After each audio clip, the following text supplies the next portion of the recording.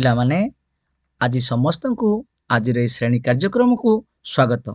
ତୁମେମାନେ ସମସ୍ତେ ଭଲରେ ଅଛ ନା? ହଁ, ତୁମେ ସମସ୍ତେ ଭଲରେ ଅଛ ଆଉ ମୁଁ ବି ଭଲରେ ଅଛି। କହିଲ ପିଲେ, ଏ ଚିତ୍ରଟି ଦେଖି କହିଲ କ'ଣ ଦେଖୁଛ? ଏ ଚିତ୍ରଟି ଜଣେ ମା ତା ପିଲାକୁ କେମିତି ଗେଲ କରୁଛି ଦେଖିଲ। ତମ ମା ତମମାନଙ୍କୁ ସମସ୍ତଙ୍କୁ ଗେଲ କରନ୍ତି କି ନାହିଁ? ଠିକ୍ ସେହିପରି ଏ ଚିତ୍ର କହୁଛି ଗୋଟେ ମା ତା ପିଲାକୁ କେତେ ସ୍ନେହ ମମତା ଭରିଦିଏ। ଆସ ଆଜି ଆମେ ତମ ପଞ୍ଚମ ଶ୍ରେଣୀ ସାହିତ୍ୟ ବହିରେ ଥିବା ଦୁଃଖୀଧନ ନୀଳମଣିରେ କବିତାଟିକୁ ଆବୃତ୍ତି କରିବା ଏବଂ ତାର ସାରାଂଶକୁ ବୁଝିବା।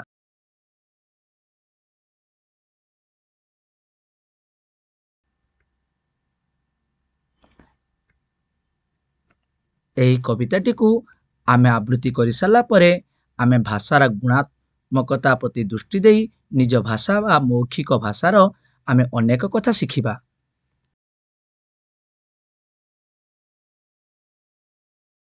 ଦେଖିଲ ପିଲେ, ଏ ଚିତ୍ରରେ ତୁମେ କ'ଣ ଦେଖୁଛ? ହଁ, ଏ ଚିତ୍ରରେ ଶ୍ରୀକୃଷ୍ଣଙ୍କ ଚିତ୍ର ଦେଖୁଛ ନୁହେଁ କି? ଆଉ ସେ ଜଣକ ହଉଛନ୍ତି ତାଙ୍କ ମା ଯଶୋଦା। ଶ୍ରୀକୃଷ୍ଣଙ୍କୁ ଗେହ୍ଲରେ ମା ଯଶୋଦା ତାଙ୍କ କୋଳରେ ବସେଇଛନ୍ତି। ତମେ କହିଲ, ଆଉ କ'ଣ ଜାଣିଛ ଶ୍ରୀକୃଷ୍ଣଙ୍କ ବିଷୟରେ?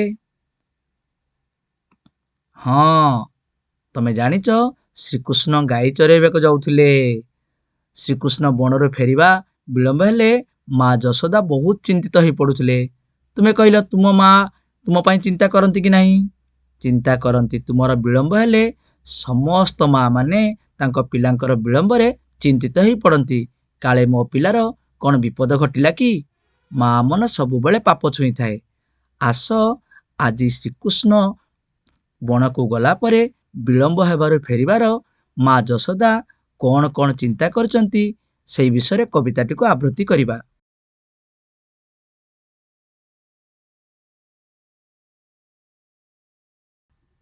କହିଲ ପିଲେ, ଏ ଚିତ୍ର କ'ଣ କହୁଛି?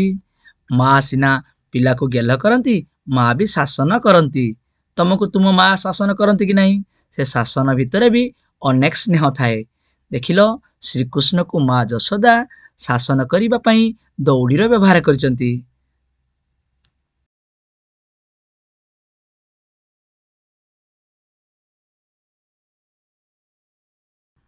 ଦେଖିଲ, ଏଠି କ'ଣ ଦେଖୁଛ ପିଲେ?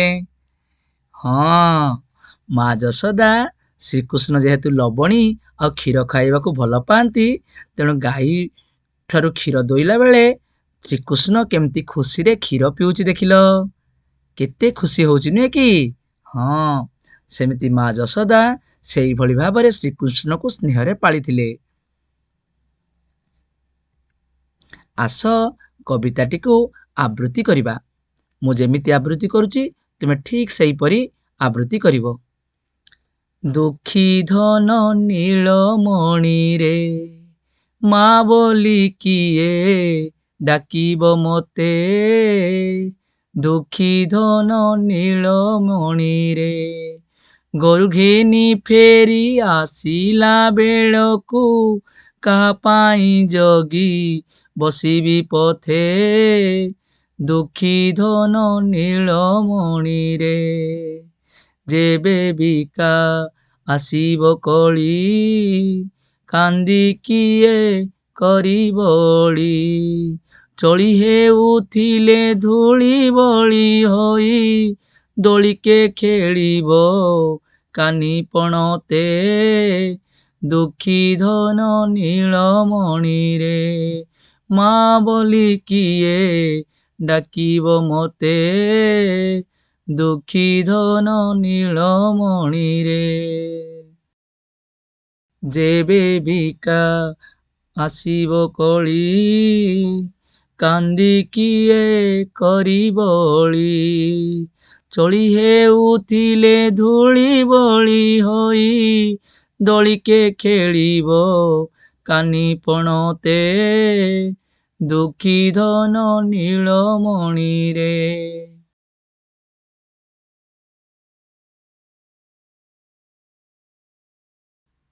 ଯେବେ ଦୋହି ମୁହାଁ ହୋଇବ କିଏ ସେ ଲବଣୀ ଖାଇବ।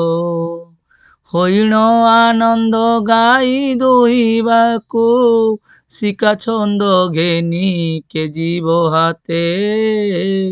ଦୁଃଖୀ ଧନ ନୀଳମଣିରେ, ମା ବୋଲି କିଏ ଡାକିବ ମତେ। ଦୁଃଖୀ ଧନ ନୀଳମଣିରେ।